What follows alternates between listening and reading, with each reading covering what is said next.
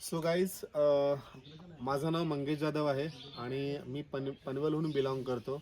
आज आम्ही आलो आहोत सातारामध्ये ओरोशी गावामध्ये. आणि ओरोशी गावामध्ये मागच्या 2 महिन्यापूर्वी आम्ही जो कॅम्प केला होता, त्या कॅम्पचे पडसाद असे आलेत की आम्ही हे अँटी ॲडिक्शन ड्रॉप आहे, हे खास करून जे दारू पितात किंवा कोणतंही व्यसन असतं, आम्ही त्यांनाही देऊ केलं होतं.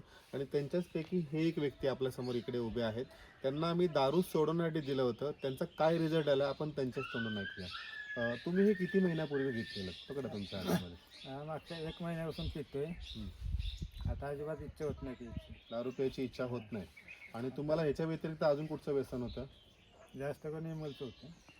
विमल हा लोक खूप मोठ्या प्रमाणात खातात आणि हे तोंडात ठेवून त्याचे वेगवेगळे कॅन्सरपर्यंत रूपांतर होत असतं. तसलं व्यसन यांना होतं. ते तुम्ही खाताय आता? विमल नाही खात आहेत.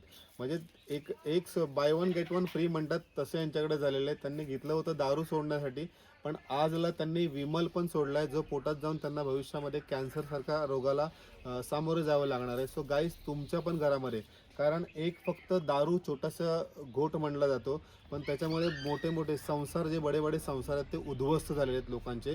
आणि अशातून हे दादा आता बाहेर पडत आहेत, कारण यांनी दारू ऑलमोस्ट सोडलेली आहे.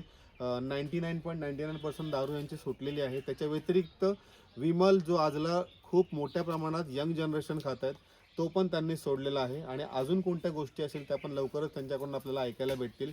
पण हे ज्यांच्या घरामध्ये दारूचं ॲडिक्शन आहे, ज्यांच्या घरामध्ये विमल किंवा कुठचेही तंबाखू गुटखा खाण्याचे जे ॲडिक्शन असेल, त्यांनी नक्की तुमच्या फॅमिलीमध्ये हे देऊ शकता. Thank you guys, thank you very much.